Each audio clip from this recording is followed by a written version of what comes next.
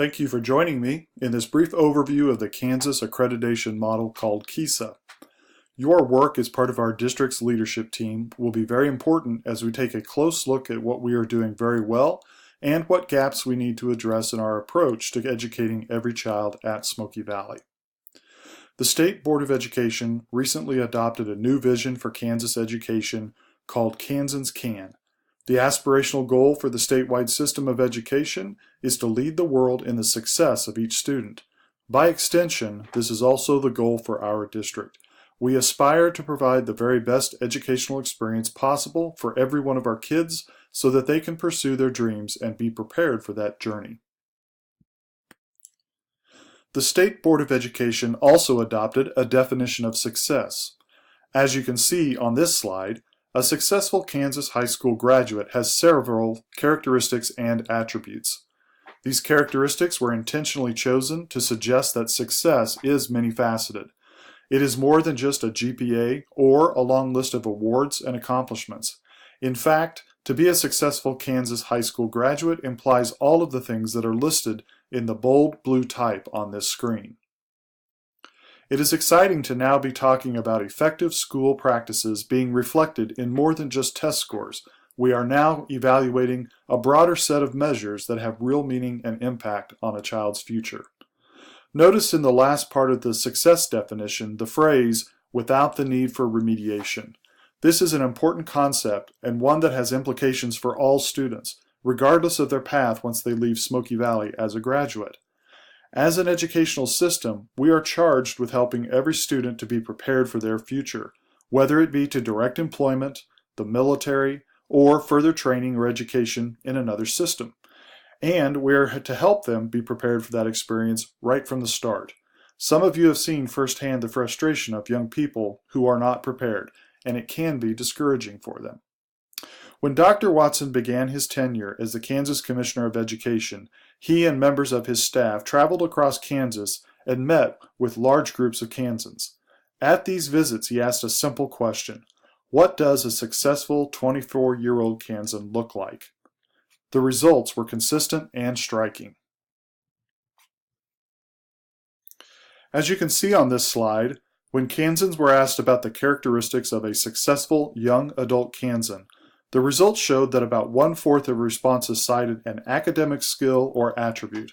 In other words, reading skills, math abilities, etc. The overwhelming characteristics that were shared were actually non-academic, 70%. The traits mentioned in this group included time management, attitude, ability to work with others, and so forth. In other words, the soft skills that we hear so much about. Even more surprising were the results from another set of visits Dr. Watson and his team conducted, this time primarily with business leaders. These responses were even stronger on the side of non-academic skills. In some respects, this seems counterintuitive. One might presume that businesses are very concerned about the knowledge and the skill level of their employees, when in fact the biggest concerns have more to do with the non-academic traits that we have mentioned. This data provides support for the Kansans Can vision. We're going to discuss more about the specific elements of this vision and the accreditation process. In doing so, you will see that academic development is still considered to be a primary focus of our school system, as it should be. However, we are now also going to work hard to develop other critical aspects of the system that significantly impact the success of each student.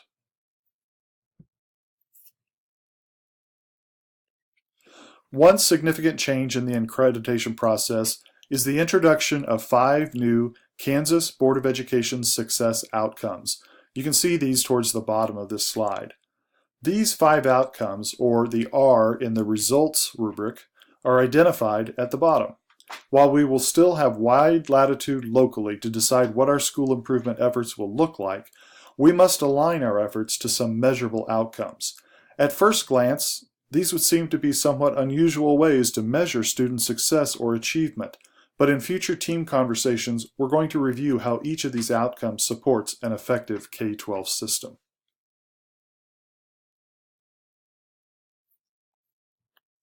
In the past 9 months or so, the administration and staff have been reviewing and discussing the evidence-based practices and the foundational structures that are shown on this slide.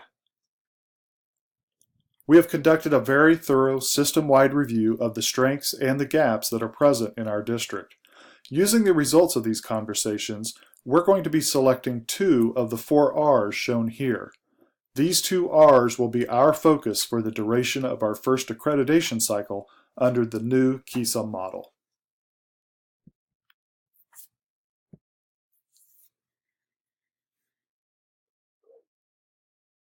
The KESA system is a 5-year cycle.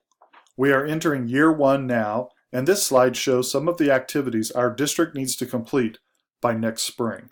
Each of our building leadership teams have completed their needs assessments and will be sharing this information with their respective site councils.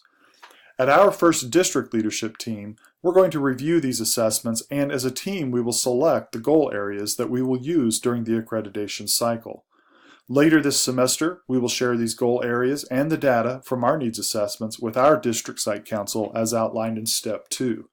The last major step of the year is to share all of this with our local Board of Education and the outside visitation team.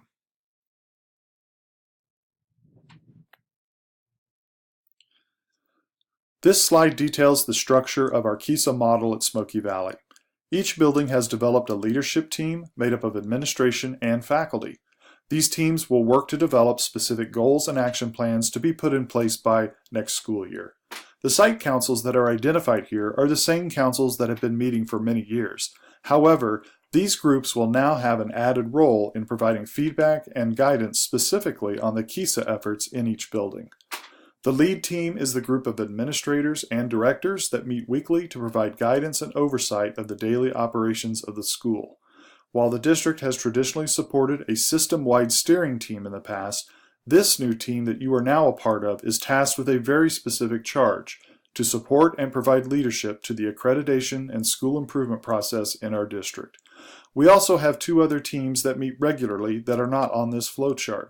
Yet, they are doing important work in developing policies and programming to support the 5 outcomes that were shared earlier. One team, the College and Career Ready team, is actively working to build a robust individual plan of study program and assist with the implementation of the career cruising system. The other team, the Counselor PLC, is working to develop ideas for a stronger social-emotional set of practices in our schools.